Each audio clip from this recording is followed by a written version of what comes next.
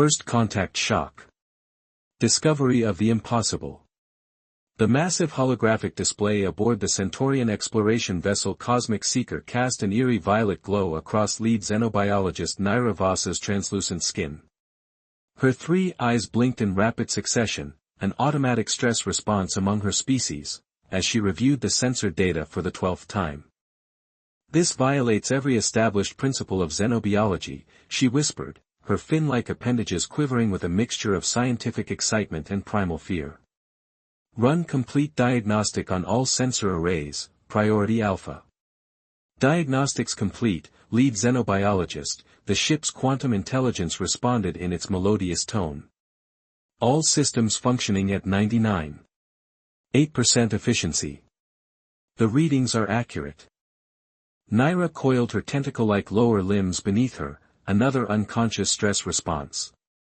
The planet rotating slowly on the display before her defied everything the Centaurian Science Academy had established about the development of intelligent life. "Display environmental parameters," she commanded, her voice steadier as her scientific training took control. The hologram shifted, overlaying the blue-green world with cascading data streams that made her bioluminescent spots flare with distress. Surface gravity, 9.8 meters per square second, nearly twice what any spacefaring civilization had evolved under. Atmospheric pressure, 101.3 kilopascals, a crushing weight that would collapse the respiratory systems of most Galactic Alliance species. Temperature variations, from -50 degrees Celsius to +50 degrees Celsius, ranges that would cause cellular rupture in 90% of known sentient beings. Oxygen concentration, 21%, highly corrosive by galactic standards. Background radiation, levels that would trigger emergency protocols on any Alliance world. Yet there it was, undeniable evidence of not just primitive life, but an advanced technological civilization. Sprawling cities across all continents. Vessels navigating treacherous oceans. Primitive spacecraft orbiting the Deathworld. Communication signals broadcasting outward into space. "Fleet Commander Trakos," she called, her voice stronger now as her scientific curiosity overcame her initial shock. "Your presence is requested on the observation deck. Immediately." Defying all logic. Fleet Commander Trakos arrived moments later, his crystalline exoskeleton catching the light from the holographic display. Trakos' species had evolved on a low-gravity moon with perfect environmental stability where the most severe weather phenomenon was an occasional gentle mist. He took one look at the sensor readings and his crystalline form dimmed noticeably, the equivalent of a human going pale.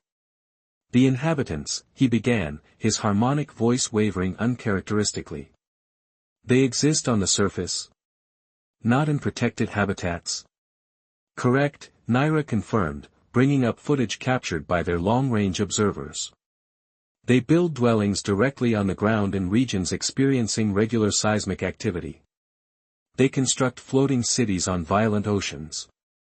They even maintain settlements in areas that regularly drop below freezing." The footage showed humans going about their daily lives, walking under open sky, breathing the dense atmosphere as if it were nothing, their bodies moving easily under what the Centaurians considered crushing gravity. A group of young humans were engaged in what appeared to be recreational activity, deliberately launching themselves from great heights attached to elastic cords. "Are they artificially enhanced?" Trakos asked, his crystalline structure vibrating with confusion. "No," Naira replied, her scientific curiosity now fully engaged. "They're naturally adapted. This is their normal. Everything that would kill us instantly is merely background to them." She brought up footage of a human settlement recovering from what their monitoring systems had classified as a catastrophic weather event. The humans were rebuilding, working in the open air, lifting materials that would crush most species, seemingly unconcerned by the residual radiation from their star. "The implications. We must contact the High Council immediately," Trakos said, his tone grave. "This changes everything we thought we knew about the development of sapient life." "Agreed," Naira responded, already composing her preliminary report. "But there's something else we need to consider." She paused, choosing her words carefully. These humans haven't merely survived on a death world, they've thrived. They've turned conditions that would exterminate most species into their playground. And now, they're on the verge of developing faster-than-light travel. You believe they could pose a threat? Trakos's crystalline form pulsed with concern. I think, Naira said, watching footage of humans conducting what appeared to be military training in an Arctic environment, that we need to be extremely cautious about how we approach them. Not because they're necessarily hostile, but because they're extraordinarily capable. She let the implications hang in the air. The footage now showed more humans scaling a sheer cliff face for what appeared to be entertainment, their bodies moving with casual confidence under conditions that would spell instant death for any Centaurian. Think about it, a species that considers these conditions normal, that evolved treating what we call survival situations as everyday occurrences. Their baseline resilience must be remarkable. The decision. Prepare a priority transmission to the High Council, Trakos ordered, his scientific excitement barely contained beneath his military discipline. Classification, urgent. Subject, discovery of intelligent life on Class 13 Deathworld. And Commander? Naira ventured. Yes, lead xenobiologist. Request permission to establish first contact protocol.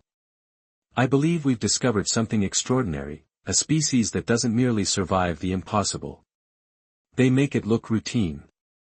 As the Cosmic Seeker maintained its observation position in high orbit, Naira continued monitoring the humans going about their lives on their deadly world. She couldn't help but wonder how the Galactic Alliance would change once these remarkable Deathworlders joined the interstellar community. One thing was certain, nothing would ever be the same again. Preparing for the unknown. General Bronson Harper stood at the floor-to-ceiling windows of the United Earth Defense Force headquarters, watching thunderclouds gather over the Atlantic. Harper was a veteran of 3 major conflicts, but nothing in his extensive military career had prepared him for commanding Earth's first contact with an alien civilization. Status report, Lieutenant Winters, he called without turning from the window. Lieutenant Olivia Winters, his aide-de-camp and xenocommunications specialist, approached with a tablet displaying a stream of translated alien communications. Sir, the Centaurian vessel is requesting permission to establish a formal diplomatic meeting. They're asking if we have facilities with reduced gravity and atmospheric pressure. Apparently, Earth conditions are challenging for them. Harper allowed himself a small smile. The preliminary data they'd received from the alien vessel had been enlightening. These Centaurians evolved on worlds that humans would consider paradise, low gravity, perfect temperature stability, minimal atmospheric pressure. To them, Earth must seem like hell itself. Direct them to landing zone Delta. Colonel Weber's team has modified the hangar's environmental controls to their specifications. Yes, sir. Should I inform Colonel Weber to prepare for immediate contact? Affirmative. And Winters? Tell him to tone down the enthusiasm. We don't want to scare our guests before we even say hello. First impressions. Colonel Jackson Weber adjusted the collar of his dress uniform as the alien shuttle descended with painful slowness toward the modified hangar. At 6'4" with broad shoulders and a commanding presence, Weber had been selected to lead the first contact team partly due to his diplomatic experience and partly because, as Harper had put it, if we're meeting aliens, let's show them our best. Remember, team, Weber addressed the assembled group of scientists, diplomats, and security personnel, these beings find our world inherently dangerous. What's comfortable for us is potentially lethal for them. Move slowly, speak softly, and for God's sake, try not to look threatening.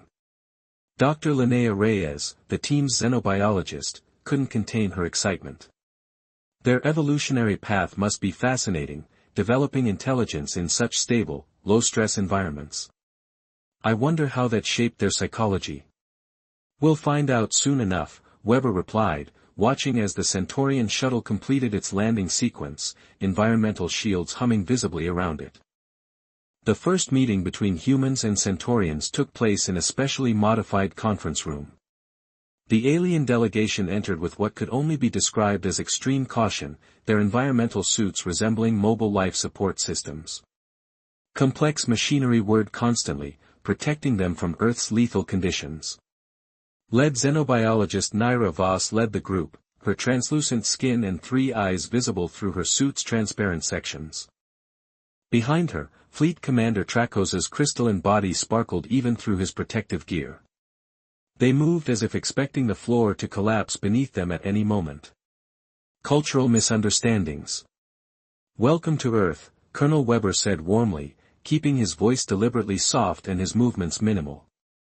"I hope the gravity and atmospheric adjustments in this room are more comfortable for you." "They are tolerable," Naira replied, her 3 eyes blinking in what Weber had been briefed was an expression of nervous respect.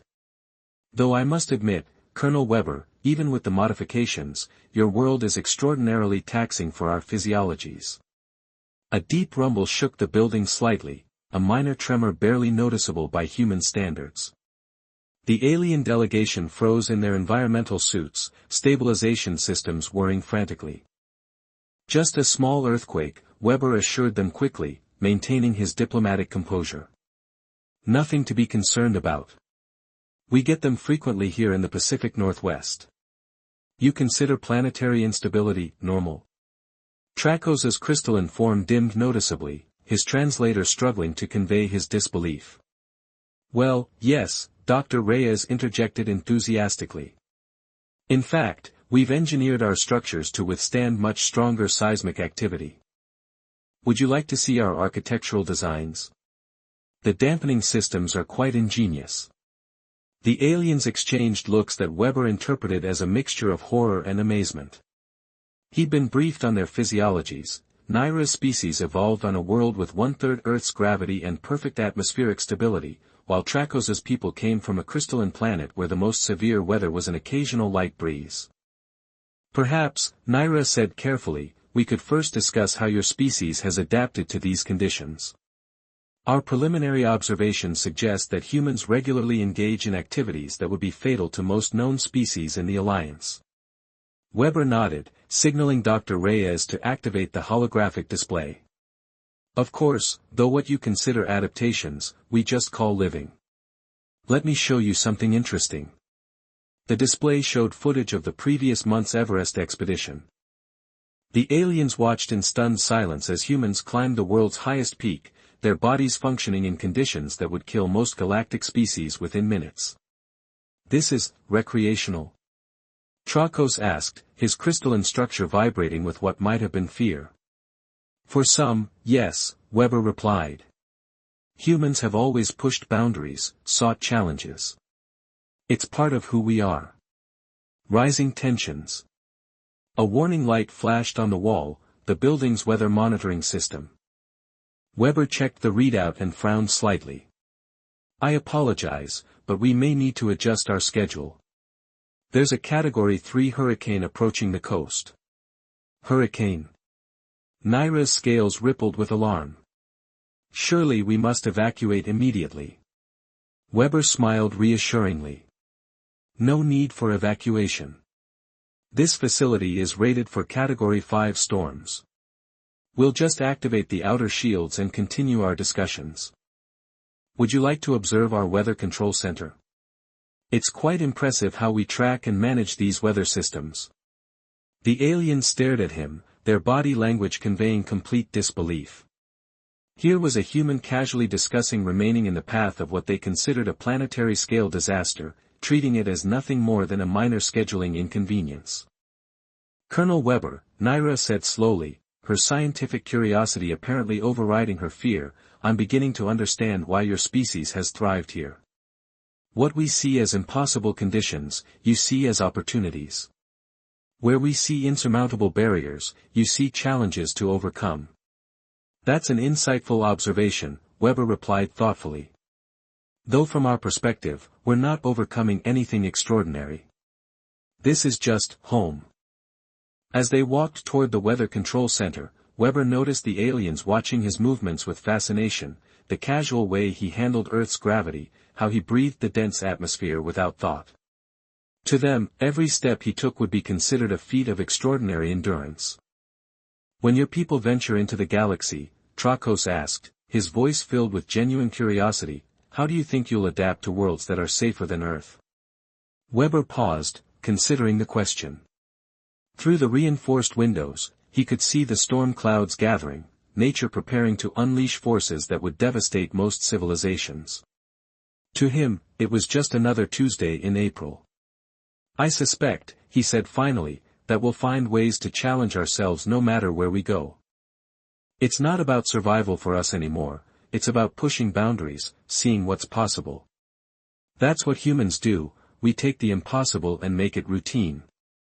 The building shuddered as the first winds of the hurricane reached them. Weber smiled at his guests, noting their anxiety. Now, who'd like to see how we ride out storms that could level cities on your worlds? I think you'll find our solutions quite innovative.